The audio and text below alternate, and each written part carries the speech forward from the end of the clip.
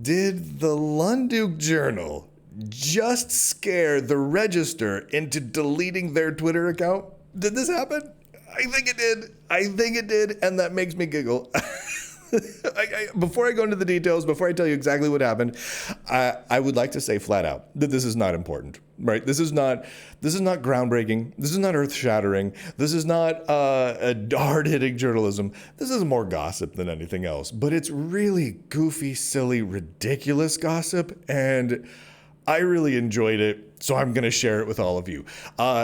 First, we're going to start here with a little tiny bit of quick backstory. Last week, a lawsuit was filed against Red Hat, where the victim of the lawsuit was saying that they experienced racial discrimination, gender discrimination, and religious discrimination while working at Red Hat. Now, a lot of this is backed up by the absolute mountain of reporting the Lunduke Journal has done with huge numbers of leaks over the last several months, right? This is not going to be a surprising thing to anybody, right? Not surprising at all. However, the Register has avoided covering this. They have just buried their head in the sand on this one the whole time. They have not mentioned it a single time, despite the mountains of evidence that have been released. Huge amounts, but they have avoided it, which is weird considering the one thing that the Register does more than anything else is cover what happens at enterprise computing companies like IBM and Red Hat, all day, every day. The fact that they could ignore what is arguably one of the biggest stories of the last year, or at least the last half year, is kind of strange. But the lawsuit gets filed last week, so they responded. The Register responded, to their credit, by writing an article about it. That article entitled, "IBM Sued Again for Alleged Discrimination, This Time Against White Males." Okay? The first part of that article was okay. It wasn't great. It was a little misleading in spots. The choices of wording was not what I would have done, but you know what? Every writer's different. Every person's got their different slant on things. That's okay. The second part of that article at the Register was insane. It was crazy. It was bonkers nuts. It literally is an attack piece against the victim of the discrimination at the hands of Red Hat, where they try and lump in and play 6 degrees of Donald Trump with the victim and the lawyers representing the victim, because there might be some relationship to Trump or immigration or insurrections or something like that. There's not, but whatever, they're going to go with that. And so they want to make everyone really angry at the person who's suing Red Hat. They're coming to Red Hat's defense, right? It's a very weird article. So, of course, I called out the Register. I'm like, this is weird. I put out a podcast episode last week, or actually just yesterday. Yesterday morning, I put out a podcast episode entitled, "The Register Spins to Protect Red Hat in Discrimination Lawsuit." I'm going to read the description of it to you here because I feel like it sets the stage nicely. Trump, immigration, insurrection, Muslim travel ban, Elon Musk. What do any of these things have to do with a discrimination lawsuit against Red Hat, the world's largest Linux company? Well, nothing. Nothing at all. But tech news outlet The Register wants you to stop thinking about Red Hat doing something wrong and instead be angry at anyone who would attack Red Hat because Trump or something. So I put this podcast episode out, and I reached out to the Register. I reached out to them via email. I reached out to them on Twitter. I reached out to them. I even went to their website of the Register and used their contact form to get a hold of them because I want them on the record on this one. Because this article was insane. It was insane. And it's not just insane that it was partisan. It was insane because it was trying to just vilify and smear a victim of a company. And it was journalists covering a company coming to defense of the company against the people the company was harming. Tech journalism should always be critical and skeptical of the tech companies. That's our job. Our job is not to toe the party line of the tech companies, right? That's not our job. It was crazy to me. So I post this out there. And of course, I wanted to get the register's reaction to this, and I just wasn't having any luck. So what I did is I posted this podcast in video form up on Twitter, up on X. Now, Twitter X is not my biggest platform. It's not one I get a lot of traction on most of the time, but specifically, I wanted the register to see it because I knew the register did have a Twitter account. And so I put the podcast up. I posted the same text that I just read to you describing the podcast, right? I'm like, this will get their attention. And then I tagged them in it. I said, any comment at the register. Take note of the time here. I posted that yesterday at 3:31 p.m., right? 3:31 p.m. Boom. At 3:35 p.m., the register deleted their Twitter account. That really happened.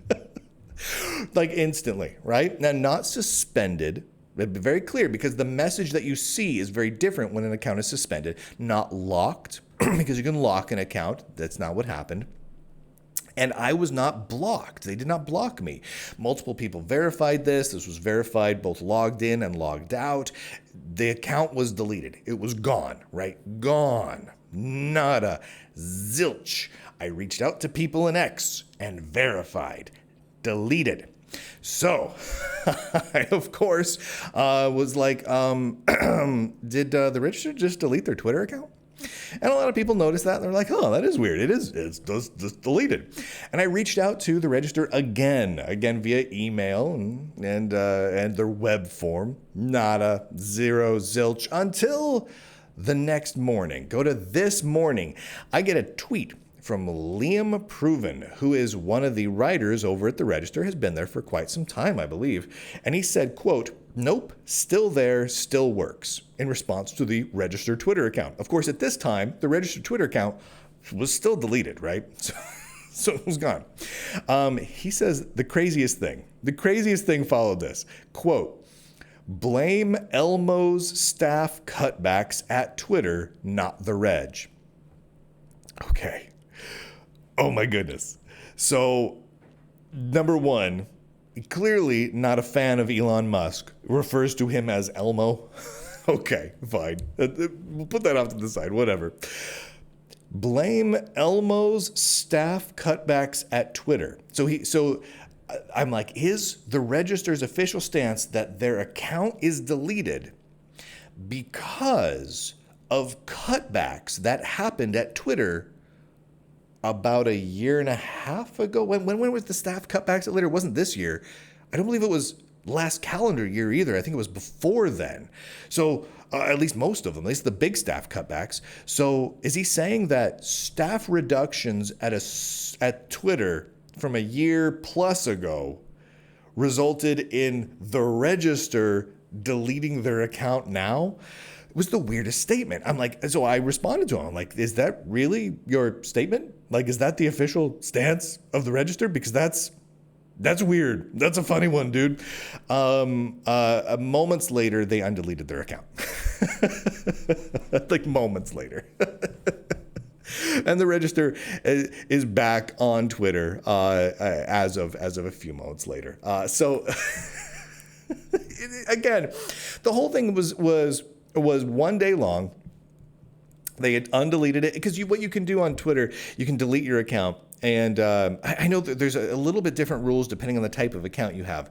But you can, with this type of account, you can delete it completely right away. So it just disappears and it shows it just immediately will show this account does not exist if you have like a certain type of verified account, right? And then you have a 30-day window where no one can register your name again, and you can undelete your account, right? So you have that window in there, and that seems to be what they did. Now, do I have 100% verification that this is exactly what happened? No, I don't. I don't. The Register does not respond to requests for comments. They just don't, right? And that's fine. They don't have to. And they certainly don't like me very much. And that's fine. Again, they don't need to. So getting additional confirmation here is difficult, to say the least. However, the timing of everything it gets deleted when they get some significant pushback and serious embarrassment for writing what is just one of the most insane articles, victim blaming a victim of discrimination, and the Register standing up for a company discriminating against their employees. Crazy. Drawing parallels to insurrections and Muslim travel bans, and just it reads like a fever dream. It's insane. And so it's very embarrassing to them. So I get that they didn't want to converse about that publicly. I get that. The fact that they went and deleted their account the moment I tagged them on it, like within minutes, they're like, oh no, delete. It certainly looks that way. The odds of it being something else, of, I don't know, lightning striking the Twitter data center and only annihilating the Register account, and only temporary, and only until now I am calling out them for having a ridiculous reason for claiming staff cutbacks or so. It doesn't make any sense. Like, it makes no sense at all. I'm not saying flat out that the Register is lying about it, but I'm saying it makes no sense. It's completely illogical. And once again, this is not important. The reality is this isn't important. If I'm completely wrong on all this, not that important. Not that important. If I'm completely right on all of this, not that important. Realistically, not that important. It shouldn't make or break anything that this happened. But it gives you a kind of an inside little glimpse into how things work in modern tech journalism. It gives you a little inside glance into things. It's just weird. It's funky. It's amusing. It's bizarre. And it's just simply worth noting that it happened. Make of it what you will. I hold no ill will against the Register for them deleting their Twitter account. I've deleted a Twitter account before. Shoot, I might do it again tomorrow. Deleting Twitter accounts is fun. The fact that they deleted the Twitter account because I scared them into deleting a Twitter account, I'm not going to lie. That makes me giggle a little bit. That makes me a little happy.